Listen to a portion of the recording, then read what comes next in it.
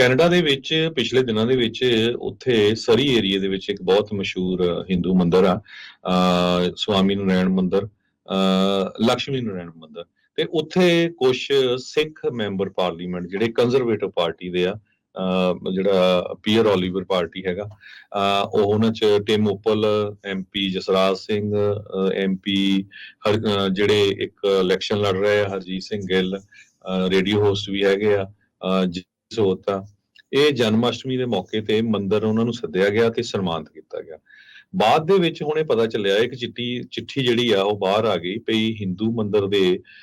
ਜਿਹੜਾ ਪ੍ਰਧਾਨ ਆ ਸਤੀਸ਼ ਕੁਮਾਰ ਨੇ, ਉਸਨੇ ਉੱਥੇ ਦੇ ਜਿਹੜਾ ਕੰਜ਼ਰਵੇਟਿਵ ਪਾਰਟੀ ਦਾ ਲੀਡਰ ਆ ਪੀਅਰ ਓਲੀਵਰ, ਉਹਨੂੰ ਇਹ ਲਿਖਿਆ ਵੀ ਸਾਡੇ ਜਿਹੜੇ ਧਾਰਮਿਕ ਸਥਾਨਾਂ ਦੇ ਉੱਤੇ ਵਿਰੋਧੀ ਵਿਚਾਰਧਾਰਾ ਵਾਲੇ ਵਿਅਕਤੀਆਂ ਨੂੰ ਤੁਹਾਡੀ ਪਾਰਟੀ ਨੂੰ ਨਹੀਂ ਭੇਜਣਾ ਚਾਹੀਦਾ ਤੇ ਤੁਹਾਨੂੰ ਜਿਹੜਾ ਆ ਸੱਭਿਆਚਾਰਿਕ ਸੰਵੇਦਨਸ਼ੀਲਤਾ ਦੀ ਘਾਟ ਹੈਗੀ ਆ ਤੇ ਅਸੀਂ ਬਹੁਤ ਇਸ ਤੋਂ ਨਿਰਾਸ਼ ਹੈਗੇ ਆ। ਸੋ ਹੁਣ ਤੁਸੀਂ ਦੇਖੋ ਭਈ ਆਪਾਂ ਪਹਿਲੇ ਦਿਨ ਤੋਂ ਕਹਿ ਰਹੇ ਹਾਂ ਭਈ ਬਾਹਰਲੇ ਮੁਲਕਾਂ ਦੇ ਵਿੱਚ ਖਾਸ ਕਰਕੇ America, Canada, New Zealand, England, Australia ਕੋਈ ਹਿੰਦੂ ਸਿੱਖ ਦਾ ਰੌਲਾ ਨਹੀਂ, ਸਾਰੇ ਗੁਰੂ ਘਰਾਂ 'ਚ ਜਾਂਦੇ ਆ, ਬਹੁਤ ਹਿੰਦੂ ਮੰਦਿਰ 'ਚ ਵੀ ਜਾਂਦੇ ਹੈਗੇ ਆ। ਪਰ ਕੁਛ ਪਿਛਲੇ ਸਾਲਾਂ ਦੇ ਦੌਰਾਨ ਜਿਸ ਹਿਸਾਬ ਦੇ ਨਾਲ ਇੰਡੀਆ ਦੇ ਵਿੱਚ ਇੱਕ ਪਾਰਟੀ ਵੱਲੋਂ ਹੇਟ ਫੈਲਾਈ ਜਾ ਰਹੀ ਆ ਤੇ ਉਹਦਾ ਅਸਰ ਬਾਹਰਲੇ ਮੁਲਕਾਂ 'ਚ ਵੀ ਪਿਆ ਹੈਗਾ।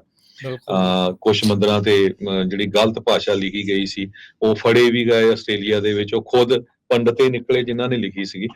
ਅਮਰੀਕਾ ਦੇ ਵਿੱਚ ਹਜੇ ਤੱਕ ਇਨਵੈਸਟੀਗੇਸ਼ਨ ਚੱਲ ਰਹੀ ਹੈਗੀ ਆ। ਪਹਿਲੇ ਦਿਨ ਤੋਂ ਅਸੀਂ ਕਹਿ ਰਹੇ ਹਾਂ ਵੀ ਕੋਈ ਵੀ ਸਿੱਖ ਜਿਹੜਾ ਆ ਉਹ ਕਿਸੇ ਵੀ ਧਾਰਮਿਕ ਸਥਾਨ ਦੇ ਅਗੇਂਸਟ ਕੋਈ ਕਿਸੇ ਤਰ੍ਹਾਂ ਦੀ ਮਾੜੀ ਜਿਹੜੀ ਸੋਚਣੀ ਆ ਉਹ ਸੋਚ ਵੀ ਨਹੀਂ ਸਕਦਾ ਹੈਗਾ। ਇਹ ਹਿਸਟਰੀ ਆ ਸਿੱਖਾਂ ਦੀ। ਸੋ ਹੁਣ ਇਸ ਚਿੱਠੀ ਆਉਣ ਤੋਂ ਬਾਅਦ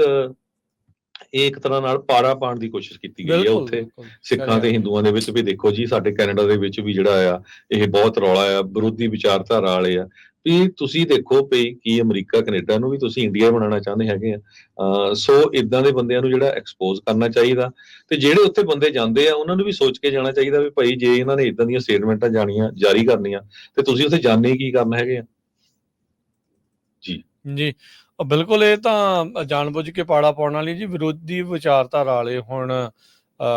ਇਸ ਤਰੀਕੇ ਦੇ ਨਾਲ ਜਿਹੜਾ ਉਹਨਾਂ ਨੇ ਕਿਹਾ ਆ, ਸੋ ਆਪ ਹੀ ਉਹ ਲੀਕ ਖਿੱਚ ਰਹੇ ਆ ਹੁਣ। ਤੇ ਪਰ ਇਹ ਤਾਂ ਦੇਖੋ ਫਿਰ ਵੀ ਜਿਹੜੇ ਉਹ ਜਨਮ ਅਸ਼ਟਮੀ ਦੇ ਮੌਕੇ ਦੇ ਉੱਤੇ ਉੱਥੇ ਗਏ ਸੀਗੇ, ਚਾਹੇ ਪੋਲੀਟੀਸ਼ੀਅਨ ਆ, ਚਾਹੇ ਉਹਨਾਂ ਨੇ ਵੋਟਾਂ ਖਿੱਚਣ ਦੇ ਲਈ ਜਿਹੜਾ ਉਹ ਜਾਣਾ ਹੋਵੇ ਜਾਂ ਕਰਦੇ ਆ, ਬਾਕੀ ਵੀ ਆਉਂਦੇ ਹੀ ਆ ਗੁਰੂ ਘਰਾਂ ਦੇ ਵਿੱਚ ਵੀ ਆਪਾਂ ਦੇਖਦੇ ਆ ਉਹ ਚੀਜ਼ਾਂ ਨੂੰ ਕਰਨ ਦੇ ਲਈ ਆਉਂਦੇ ਆ। ਪਰ ਇਹ ਚੀਜ਼ ਜਿਹੜੀ ਉਹ ਕਹਿ ਦੇਣੀ ਇਹ ਜਾਣ ਬੁੱਝ ਕੇ ਜਿਹੜਾ ਉਹ ਪਾੜਾ ਵਧਾਉਣ ਵਾਲੀ ਜਿਹੜੀ ਗੱਲ ਆ। ਇਹੀ ਨਹੀਂ ਗੱਲ ਹਰਜੋਤ ਸਿੰਘ ਜੀ, ਇੱਕ ਹੋਰ ਉਦਮ ਦੀ ਆ ਰਹੀ ਆ, 6 ਗੋ ਬੈਕ ਆਦੇ ਵੀ ਇੱਕ ਥਾਂ ਦੇ ਉੱਤੇ ਜਿਹੜਾ ਕਿਸੇ ਨੇ ਲਿਖਿਆ ਸੀਗਾ। ਇਹ ਹੁਣ ਉੱਥੇ ਆਲਰੇਡੀ ਦੇਖੋ ਸਿੱਖਾਂ ਖਿਲਾਫ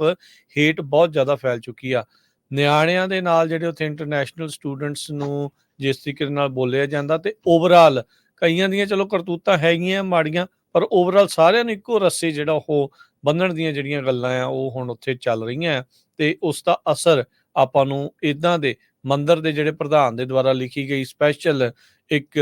ਚਿੱਠੀ ਜਿਹੜੀ ਕਿ ਸਾਹਮਣੇ ਆਈ ਆ, ਉਸ ਤੋਂ ਬਾਅਦ ਦੇ ਵਿੱਚ ਇਹ ਹੁਣ ਸਪਸ਼ਟ ਹੁੰਦਾ ਜਾ ਰਿਹਾ ਵੀ ਉਹ ਕਿਸ ਤਰੀਕੇ ਦੇ ਨਾਲ ਜਿਹੜਾ ਉਹ ਸਿੱਖਾਂ ਬਾਰੇ ਜਿਹੜੀ ਉਹ ਸੋਚ ਆ ਉੱਥੇ ਰੱਖ ਰਹੇ ਹੈਗੇ ਆ। ਉੱਥੇ ਦੇ MP ਜਿਹੜੇ ਕਈ ਨੇ ਉਹ ਕੈਨੇਡਾ ਦੇ ਘੱਟ ਤੇ ਇੰਡੀਆ ਦੇ ਜਿਹੜੇ ਉਹ ਕਈ ਵਾਰੀ ਜ਼ਿਆਦਾ ਜਿਹੜੇ ਉਹ ਲੱਗਦੇ ਆ ਵੀ ਉਹ ਉਸ ਦੇ ਜਿਹੜੇ ਕਹਿ ਲਓ ਵੀ ਇੱਕ ਭੇਸ ਦੇ ਵਿੱਚ ਹੀ ਸਿਰਫ ਤੇ ਸਿਰਫ ਇਸ ਟਾਈਮ ਮੋਦੀ ਰਾਜ ਦੀ ਹੀ ਜਿਹੜੀ ਆ ਉਹ ਗੱਲ ਕਰਨਾ ਚਾਹੁੰਦੇ ਆ।